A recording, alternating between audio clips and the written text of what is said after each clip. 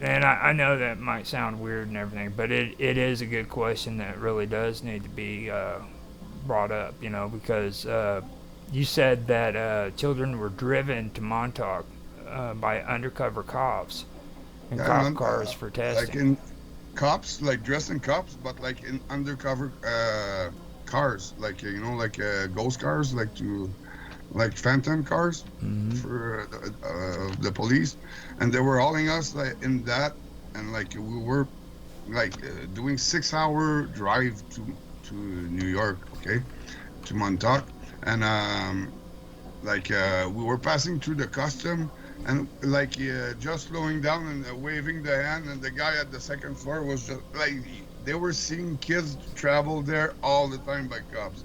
They weren't even stopping, like that's the kind of like it's big, it's the government, it's the militaries, it's like CIA, man. Okay. Now, Raphael has his hand raised and everything. So, do you want to ask a question, Raphael? Yeah, I was just going to ask, when you say phantom cars, do you mean unmarked vehicles? Yeah, exactly. Okay. Okay. Yeah. Now, In French, the voiture fantôme, like that's in French. We call this like ghost cars. So like Gotcha. from okay. Okay. Just want Now, to be clear on that one.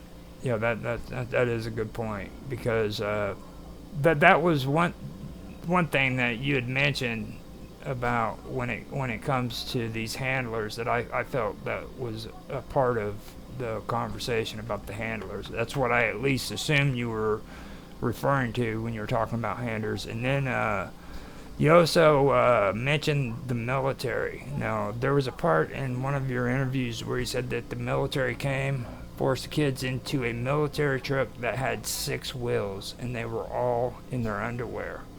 yeah, And, like that's when the last day of Montauk, like when the accident happened there, and like the base closed. Like we were all like transferred to this those two military trucks. There were two trucks like that, like with tarps in the back, like and with lines of seats each side, and we had to sit down, and like they gave us like a little gray blankets, like and somebody went to get some like jogging suit, military jogging suits. Some were gray and blue, navy blue, and the other ones were gray and green.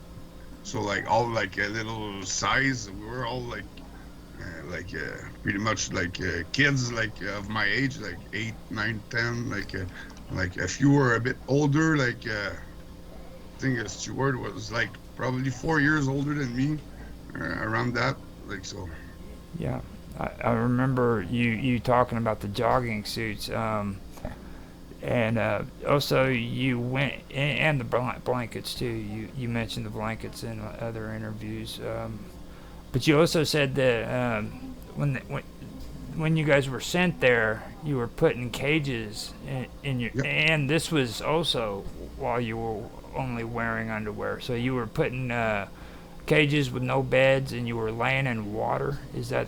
Yeah, like well, like we were doing the 6 hour drive, and we were getting there in the middle of the night, and we were walking in a little like wood path, and there were like a hatch, and like in the ground, and uh, like a big concrete, like kind of like a square, and with like metal like steps, like little steps coming out of the, and we were uh, going down there, and we had to like undress, and they were putting our clothes like all in the same spot.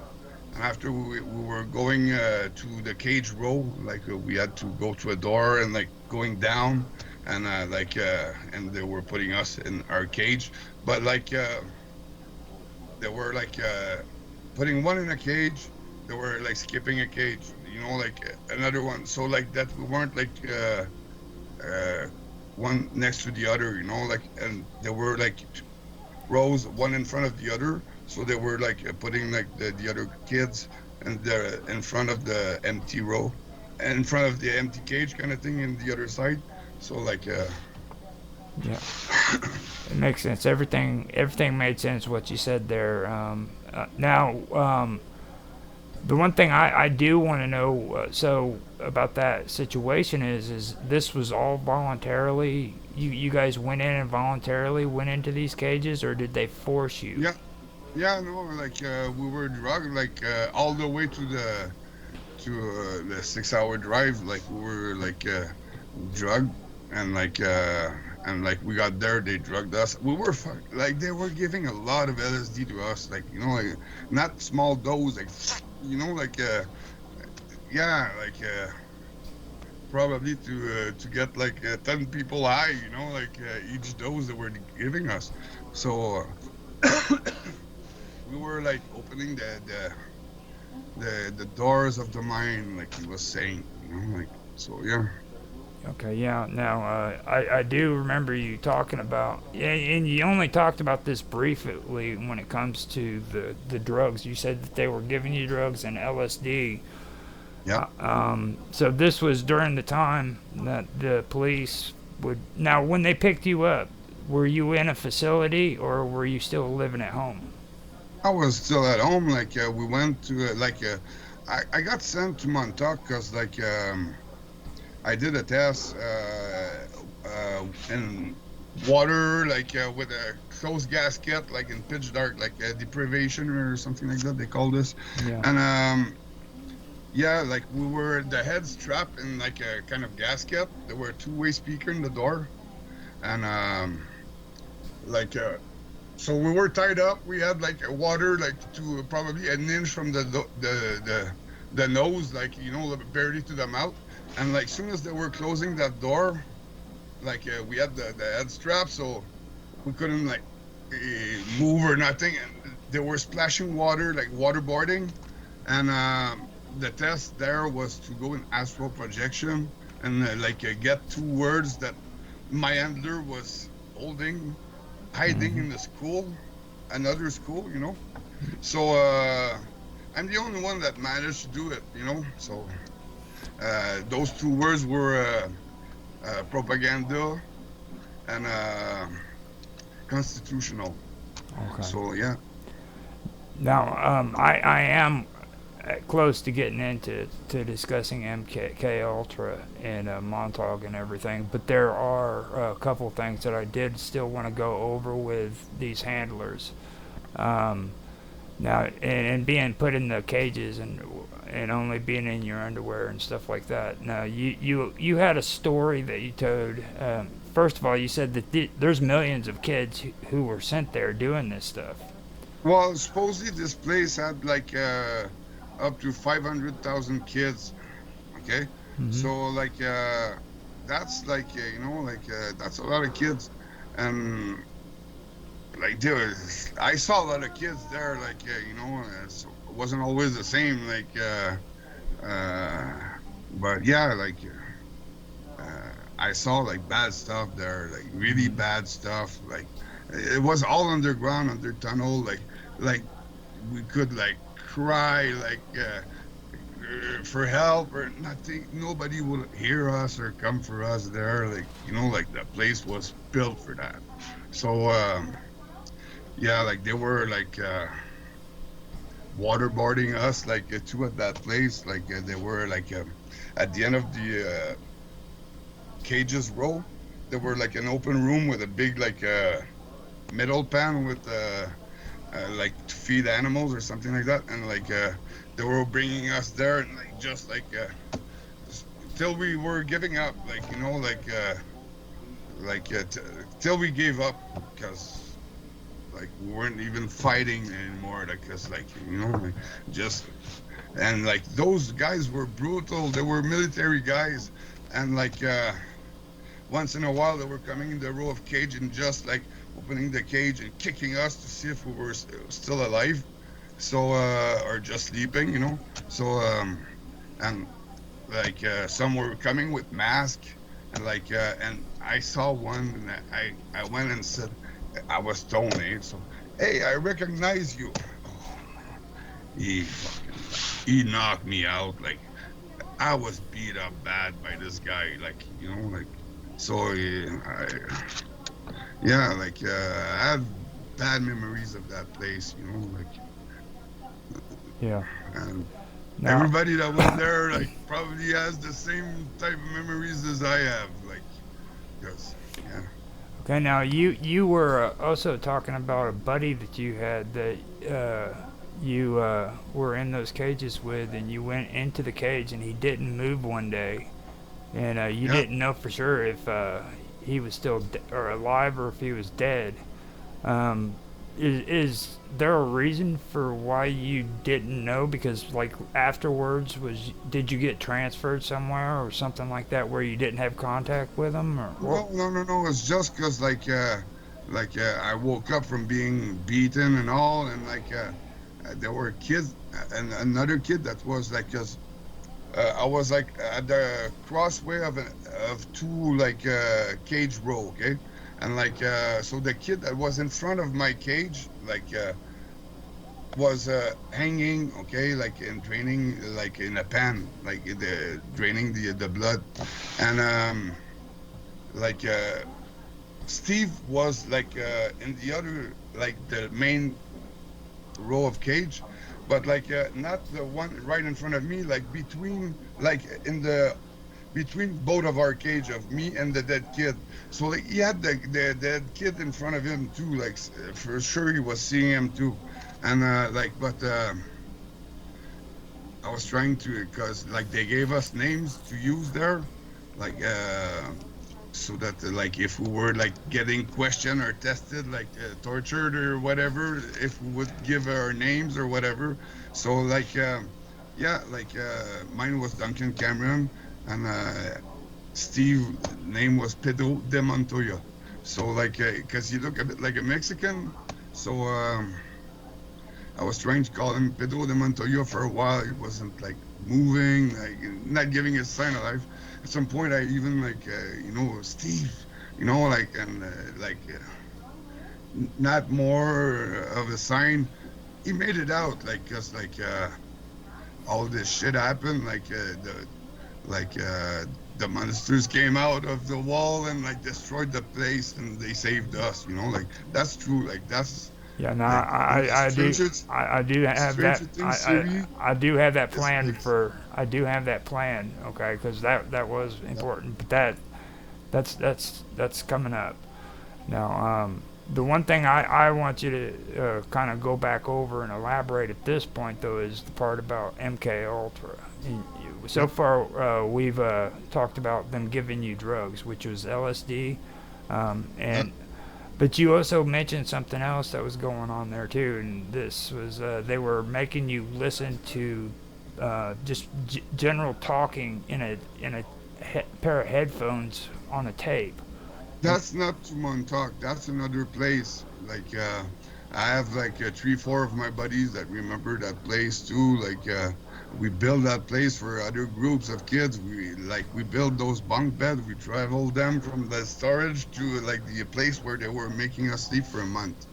So, but yeah, I remember the test was like a month of sleeping, and they were playing tapes. Like we all had headphones. We were all mhm. in bunk beds, and like they were coming to wake us up to bring us to the toilet to pee, and like sending us back, giving us more drugs. We were drugged for a month, sleeping and having those tapes playing in our minds. And like so, yeah, that's one of the MK Ultra tests. But like there were so many, like and like that's what I'm trying to expose, because like like no kids deserve that. Like, hey, we were young, and like yeah, like yeah, Yeah. No, you when it comes to this part, you referred to special schools, and I think that would be something that would kind of go into this and bring it out a little bit. Now, when you say special schools, is there any kind of description that you can get about what these different kind of schools were and what they made you do? yeah. For The school was actually a school that was sold for $1. Okay, it mm, had to be refurbished and all, and it's the CIA that bought it, and they also bought the little church that was in front.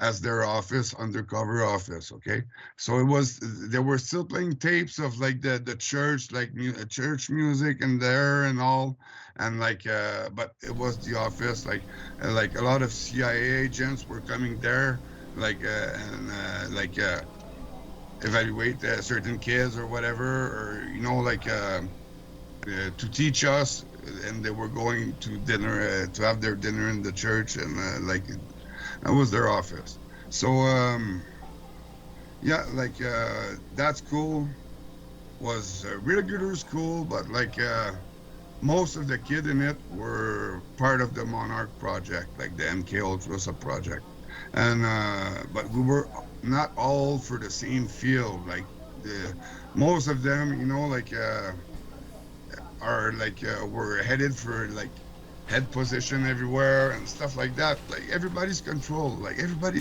that's in power position are being controlled. So like yeah, so that's a school for that. But like that's only one school. So yeah. Okay, so do you have any information on like those other schools that you're talking about other than that one? Because I mean, I didn't go to them, so I can talk about like the other. I can just like because like it was a gig. Like they were kind of probably most of the CIAs that were like coming to teach us like could certify that they went to other like a bunch of school, because like it wasn't just in my area. okay, Like that's for sure. okay, that's good to go through because I wanted to kind of get that elaborated to see if maybe you had to go to multiple schools to learn or stuff like that. Because when They you were following up, and I can say that like the cops, because like my school, the cops were like always there as soon as it was open, because there were a lot of like the MK kids in there. So but like there were a lot of schools around that had kids from the MK project, and they were just getting like taking out the class, like separated from the groups, and like to like have their mind fucked up with like us, like it was all the same pattern everywhere. But like I have buddies that were in the project that weren't in the same school, and like I did tests with them, a few tests, so like I can certify that. So yeah. okay, cool. Now you mentioned testing abilities, after the special schools. You were talking about you had tests done to test your special ability or testing your abilities, Yep. and this is where I make it out that the Montreal CIA hospital comes into play, right? And they were testing you for astral projection and Yeah. and everything. So Viewing, like astral projection, like telekinesis, like move stuff, like stuff like that, like all those like different aspects, like making us like link with all our senses, like like a day blindfold in school, like with somebody guiding us, like stuff like that, like all kinds of so it was like a 6 years of that, like intense, like for that school before we were getting certified, like the ones that like survived. And like, cause honestly, like in the first year, after the kids were gone, like in the first year, and when you say they were gone, you're referring to they were dead. never see them again. Oh, they just disappeared. So you don't know for sure if they died or if they just were disappeared. Yeah, like I don't think that many kids move out. Yeah.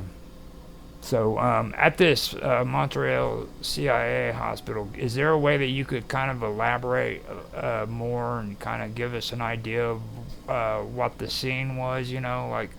That hospital, like John Gettinger was there. Like he was the chief recruiter for the CIA. He was like the chief recruiter for many like secret services around the world. So like You know, it's big. It's not just like Canada or United States. It's everywhere.